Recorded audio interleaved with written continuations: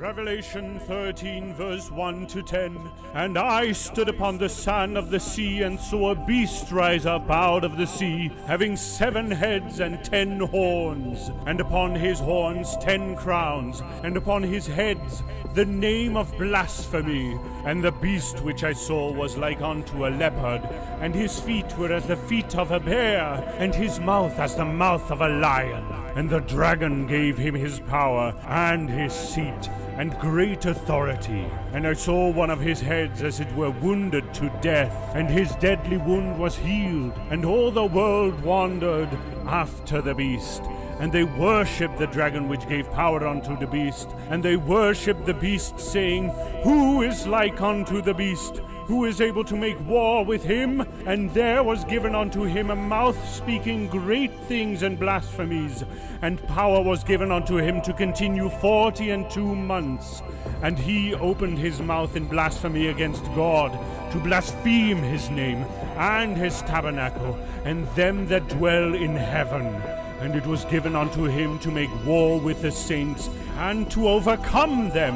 And power was given over all kindreds, and tongues, and nations, and all that dwell upon the earth shall worship him, whose names are not written in the book of life of the Lamb slain from the foundation of the world. If any man have an ear, let him hear. He that leadeth into captivity shall go into captivity. He that killeth with the sword must be killed with the sword. Here is the patience and the faith of the saints. He will look wonderful, be charming and successful. He will be energized by the very power of hell.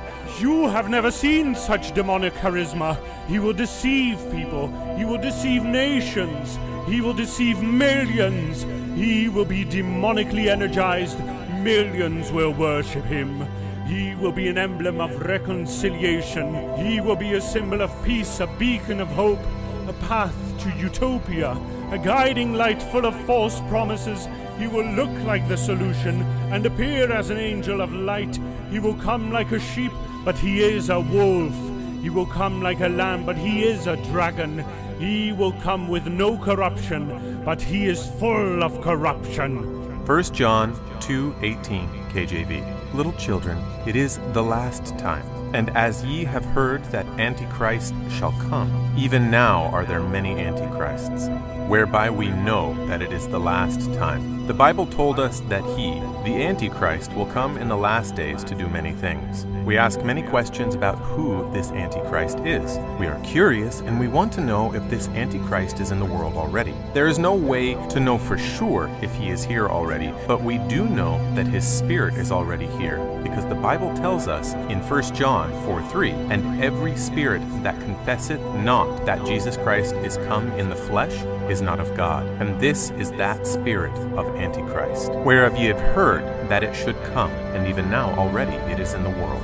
There are a lot of misconceptions surrounding the being that will be called the Antichrist in the book of Revelation. To clear up some of these misconceptions, we need to start with his name, the Antichrist. The word Antichrists means principally against Christ, or secondarily, it means instead of Christ, i.e. a substitute. The majority of people focus on the meaning of the opposite Jesus, rather than the meaning instead of Jesus. Because of this, people envision the Antichrist to be the opposite of Christ. Jesus appeared as a lovely, compassionate, good Christ. Therefore, everyone thinks the Antichrist will appear as a supremely evil person. They think that as much as Jesus went around doing good, healing the sick, raising the dead, feeding the 5,000, shepherding the lost, they think the Antichrist will go around doing the opposite, but he won't at first. People who envision the Antichrist to be the opposite of Christ have the standpoint that whilst Jesus' character and personality while he was on this earth was beautiful and attractive, the Antichrist's character and personality will be unpleasant and disgusting.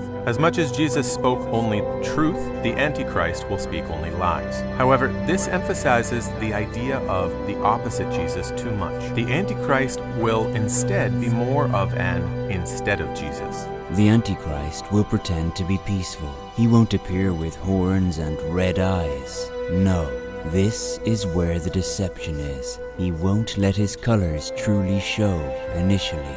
If we look at the scriptures, there are different characteristics of the Antichrist. What are these characteristics of the Antichrist? 1. He claims to be God and would be worshipped. The first characteristic of the Antichrist should not be new to us. This is his ultimate goal. He wants to be seen as God. He wants to be seen as Christ too, and then be worshipped. The truth is that when he comes, he will indeed be worshipped. The kind of approach he will come with will make people worship him. He will do things that others cannot do. He will bring solutions that others cannot. He will bring peace where others have failed. Matthew 24:24 KJV. For there shall arise false Christs and false prophets, and shall show great signs and wonders, insomuch that, if it were possible, they shall deceive the very elect. 2 Thessalonians 2:3-4. Let no man deceive you by any means, for that day shall not come, except there come a falling away first, and that man of sin be revealed, the son of perdition, who opposeth and exalteth himself above all that is called God, or that is worshipped, so that he, as God, sitteth in the temple of God, showing himself that he is God. 2. He will blaspheme God. The second thing he will do is speak evil against God. He will say many bad things about God just to deceive many people so that they can worship him. The Antichrist will shift the focus of people from God to himself by telling the people that God is powerless. Pride in the heart of this Antichrist will never make him revere God. His job is not to revere God. He is not here to speak good of God. He will speak evil of God. Revelation 13:6. And he opened his mouth in blasphemy against God, to blaspheme his name and his tabernacle, and them that dwell in heaven. He will show complete and absolute disdain and disrespect for God, insulting God by declaring himself divine. 3. He will display miraculous powers. If there are ways to get the attention of people in the world today, if there are ways to make Christians believe in someone, performing miracles will be number one.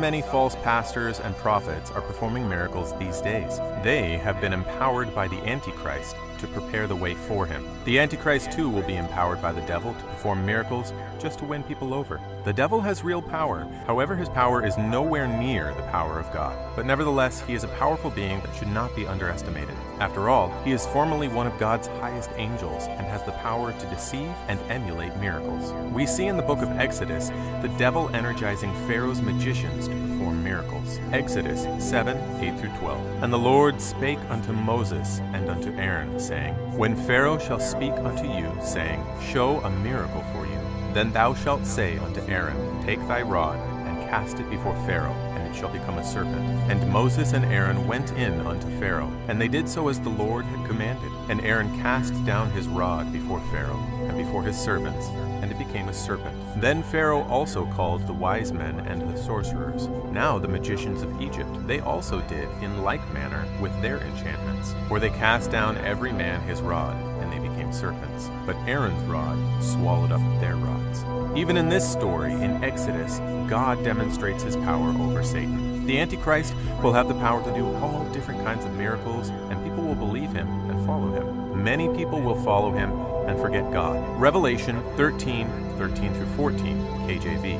And he doeth great wonders, so that he maketh fire come down from heaven on the earth in the sight of men, and deceiveth them that dwell on the earth by the means of those miracles which he had the power to do in the sight of the beast, saying to them that dwell on the earth that they should make an image to the beast, which had the wound by a sword and did live.